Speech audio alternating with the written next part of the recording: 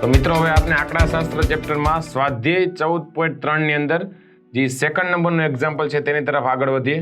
રકમમાં શું કીધું છે કે જો નીચે આપેલ આવૃત્તિ વિતરણનો મધ્યસ્થ 28.5 એટલે એનો મતલબ છે કે અહીંયા આપણે આન્સર આપી દીધેલો છે. રેડી? 28.5 હોય તો x અને y ના મૂલ્યો શોધવાના છે. રેડી? ને એક આપણે ટેબલ આપ્યું છે વર્ગ અંતરાલ 0 થી 10, 10 થી 20, 20 થી 30, 30 થી 40, 40 થી 50, 50 થી 60 અને આની સામે આવૃત્તિ આપી છે 5x 20 15y ને 5.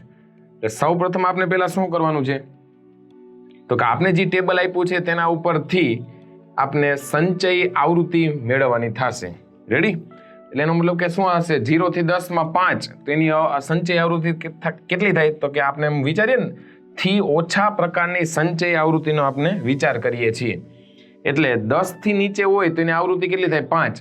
હવે 20 થી નીચે હોય તેના મતલબ શું આવશે 5 તો આવશે સાથે સાથે x પણ આવશે એટલે લખાય શું 20 થી નીચેમાં 5 પ્લસ x. આ જ રીતના 30 થી નીચેમાં શું આવશે 5 પ્લસ x પ્લસ 20 એટલે 25 પ્લસ x. આ રીતના આપણે આખો વ્યવસ્થિત ટેબલ પહેલા તૈયાર કરશું. સોલ્યુશન પેલું આવશે આપનું કોલમ તો કે વર્ગ અંતરાલની એની બાજુમાં આવશે આવૃત્તિ અને લાસ્ટમાં આવશે સંચયી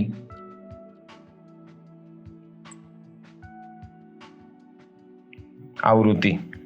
રેડી? ફર્સ્ટ 0 થી 10 એમાં છે કેટલા 5 તેની સંચય આવૃત્તિ કેટલી થશે 5. 10 થી નીચે હોય એવા 5 જ છે. પછી 10 થી 20 માં x છે એટલે 20 થી ઓછી હોય તેવી સંચય આવૃત્તિમાં થશે 5 પ્લસ x. એનાથી નીચે 20 થી 30 માં 20 અહીંયા થઈ જશે 25 પ્લસ x. 30 થી 40 માં કેટલી છે 15 એટલે 25 અને 15 કેટલા થઈ જશે 40 પ્લસ x. 40 થી 50 માં આવે છે y આમાં એડ કરીએ એટલે 40 પ્લસ x પ્લસ y અને લાસ્ટમાં 50 થી 60 એમાં છે 5 અહીંયા આપણે 40 ને 5 કેટલા થઈ જશે 45 પ્લસ x પ્લસ y. એટલે અત્યારે આપણે આ શું કરેલું વર્ગ અંતરાલ આવૃત્તિ અને સંચય આવૃત્તિનો આપણે કોષ્ટક તૈયાર કરેલું. હવે આપણે મધ્યસ્થના સૂત્રનો ઉપયોગ કરવાનો છે કે મધ્યસ્થનું સૂત્ર કંઈક આ પ્રકારનું છે m બરાબર l plus n/2 minus cf ના છેદમાં f ગુણ્યા h. હવે વિચારો જી આપણે મેળવવાનું શું થશે તો કે x અને y ની બે એટલે બંને અલગ અલગ વેલ્યુ મેળવવાની છે. એમ આપી દીધો છે.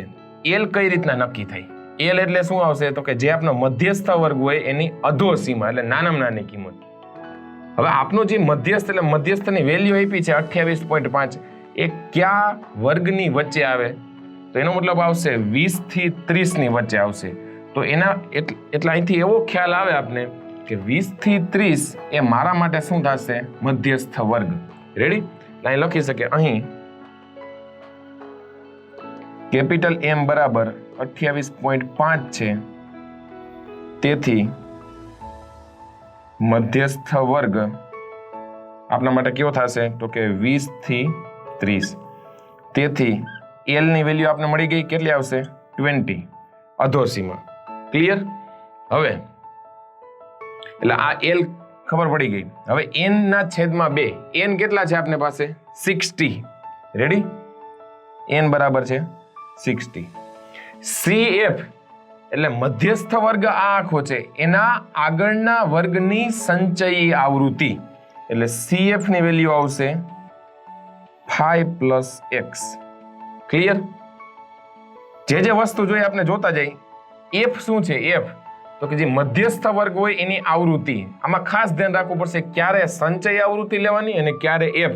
બરોબર? બંનેમાં જો આમ ક્રોસમાં થાય છે એટલે એફ આપણા માટે શું આવશે તો કે 20 અને એચ બરાબર કે જે વર્ગ લંબાઈ હોય છે આપણા માટે કેટલી છે? જો અહીં બધા વર્ગની વર્ગ લંબાઈ સમાન છે, પણ આપને કેની જોવાની તો કે મધ્યસ્થ વર્ગ આપણા માટે કયો છે તો કે 20 થી 30. કઈ રીતના મળે તો કે ઉર્ધ્વ સીમા માઇનસ અધર સીમા, એટલે 30 માઇનસ 20 કરીએ એટલે આન્સર આવશે કેટલો? 10. ક્લિયર?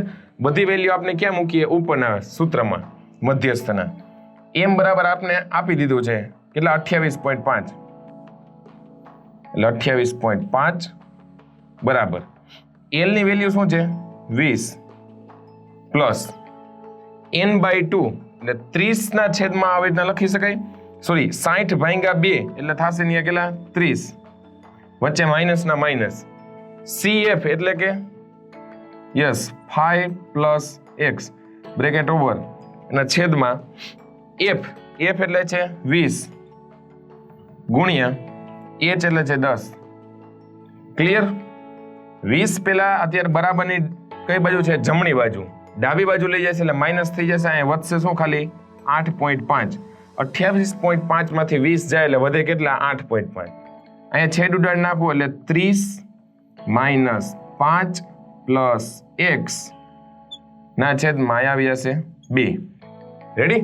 10 2 20. આ બંને ગુણાકારમાં આવી દઉં એટલે 8.5 ગુણ્યા 2 કરીએ એટલે 8 2 16 અને પછી અડધા આવે એટલે 17 થઈ જશે. 17 બરાબર 30 માઇનસ 5 પ્લસ x. રેડી? અહીંયા અંદર માઇનસ થઈ જશે એટલે આ પ્લસ માઇનસ કહેવાય જાય. અહીંયા પણ માઇનસ અને અહીંયા પણ આવી જશે આ માઇનસ. આપણે x ની વેલ્યુ મેળવવાની છે એટલે x અત્યારે બરાબરની કઈ બાજુ છે? જમણી બાજુ. ઋણ છે. બરાબરની ડાબી બાજુ લઈ જાવ એટલે અહીં શું થઈ જશે? યસ ધન. 30 માઇનસ 5 માઇનસ 17. તો એનો મતલબ એવો થશે કે 30 માંથી 17 ને 5 22. બરોબર? તો x બરાબર વેલ્યુ આવશે કેટલી? 8. રેડી? અહીંયા આપણે 1 ની વેલ્યુ મળી ગઈ. x બરાબર 8. હવે આપણે એનો મતલબ કે શું થશે કે 1 ની વેલ્યુ તો મળી ગઈ છે. અહીં કેટલી આવશે? 8. y ની વેલ્યુ મળે કેમ? તો અહીંયા અગાઉના ઉદાહરણના એક્ઝામ્પલમાં પણ કીધેલું હતું કે જે છેલ્લી આવૃત્તિ હોય આપણે સંચય આવૃત્તિ કરીએ એમાં કે 45 પ્લસ એટલે 45 પ્લસ x પ્લસ y બરાબર હકીકતમાં હોય શું? કુલ આવૃત્તિ એટલે કે 60. રેડી? આમાં આપણે જેની મળી ગઈ છે વેલ્યુ, કેની મળી ગઈ તો કે x ની. એ વેલ્યુ મૂકી દે એટલે કોની વેલ્યુ મળશે? આપણે y ની કિંમત મળશે. એટલે અહીં 45 પ્લસ x પ્લસ y બરાબર 60 થાય. રેડી? એટલે 45 પ્લસ અને વેલ્યુ મૂકી દે 8 પ્લસ y બરાબર 60.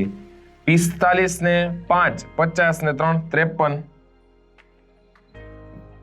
બરાબર 60 એટલે y બરાબર થશે 60 માઇનસ 53. તેથી y બરાબર 7. રેડી?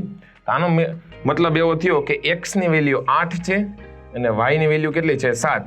તો આ બંને વેલ્યુ જો આપણે ટેબલમાં મૂકી દઈએ અને પછી આપણે મધ્યસ્થ ગોતીએ આપેલા કોષ્ટકનો તો એ એક્ઝેક્ટ આપનો કેટલો આવશે? 28.5.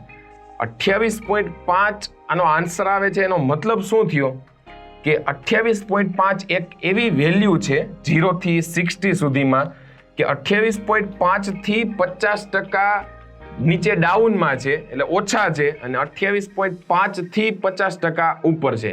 28.5 એક મધ્યનું કિંમત આવેલી છે. બરોબર? મધ્યમાં જેનું સ્થાન છે એ કિંમત કઈ છે? 28.5. તો મિત્રો આ જ રીતના હવે આપને સ્વાધ્યાય 14.3 નો સેકન્ડ નંબરનો એક્ઝામ્પલ જોયા બાદ હવે આપણે ત્રીજા નંબરનો એક્ઝામ્પલ જોશું.